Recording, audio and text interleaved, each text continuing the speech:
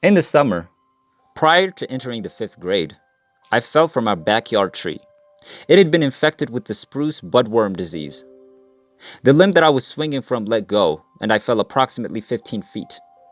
I broke both arms, with my left arm being severely injured. I also impacted mud into my nose and throat. The lawn and bare ground around the tree was wet from rain from the prior night. Initially, as the branch snapped and I started to fall, I was surprised to be caught mid-air by a bright glowing being, which carried me upwards. Upon reaching a glowing bright landscape, I was released. I became quite euphoric and joyous. I immediately recalled jewels floating everywhere. As I moved my hand around them, I came to the awareness that I was flying and floating above our house. I had a wide-angle view and began looking at the lighthouse from the rooftop.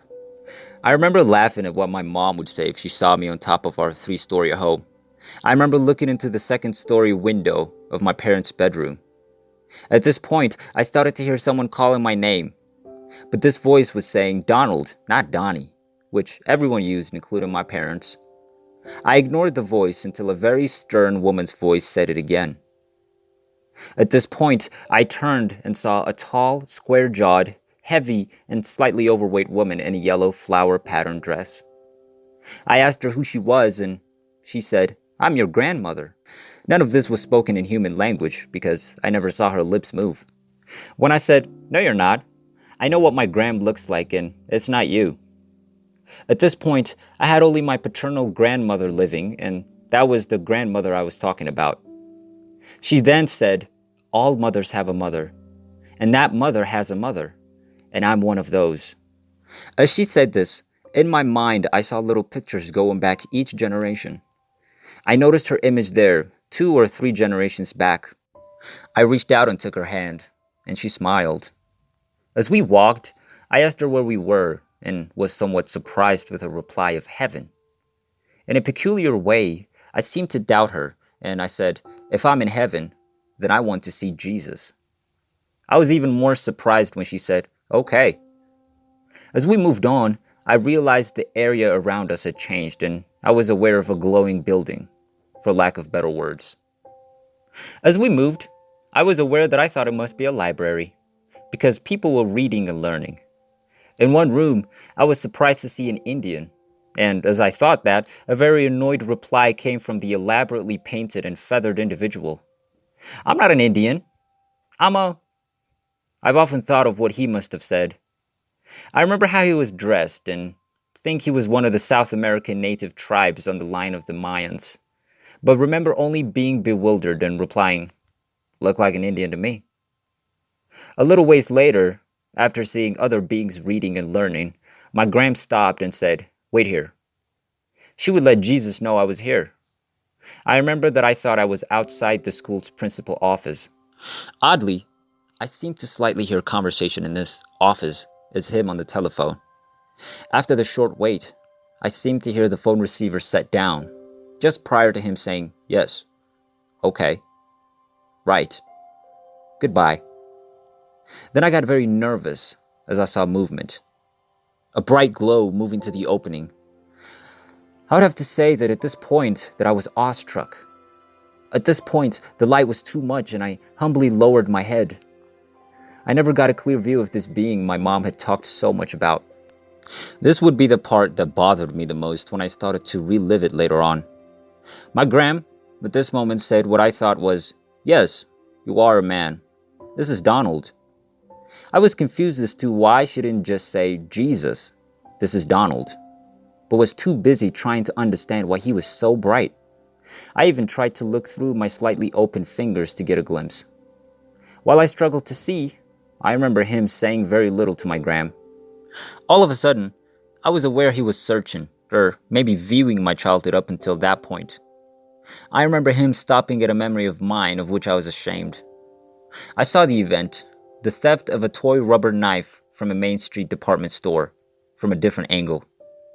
I saw me from a distance, running out the loading dock door and home. It was all from a distance and detached.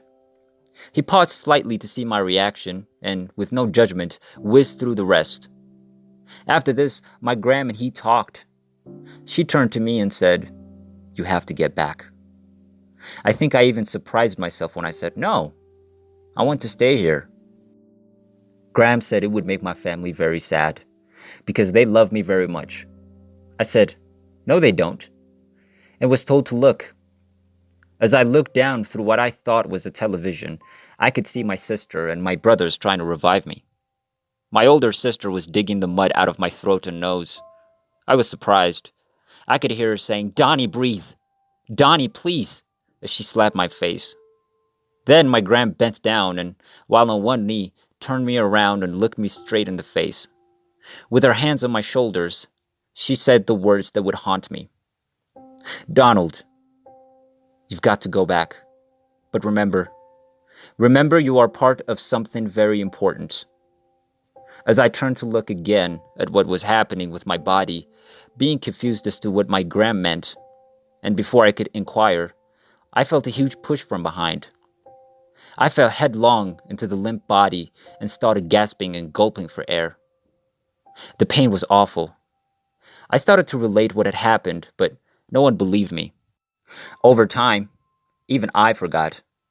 Sounds impossible, but when all your family tells you you're mistaken, even you start to believe it. So back into the back of my mind it went. I was married for 8 years and having the last of our 4 children born when all this started coming back to me. In dreams, hearing certain things, and then my brother tells me the Hebrew name for Jesus was Joshua. Boom! What a lot of memories then. I didn't get to tell my mother the whole story until she was in the hospital and had only 2 weeks to live. She made me promise to tell my siblings. All 7 of them. When I finally told my wife, she said, Honey, I can see why you never told anyone. You were afraid no one would believe you. I laughed aloud and was surprised to hear myself say, No, dear. I didn't tell anyone because I didn't believe it. Because after years of being an atheist, it did not have a place. I'd like to end by saying that I've tried over the last 5 years to tell people this event. Even now, when I get to the point where Joshua comes out to greet me, I get the same rush of emotions. It gets me crying and embarrassed. I think that's why when they asked me if I knew my mother and family loved me, I said no, not like this. It seems that love in the physical sense is nothing compared to real love.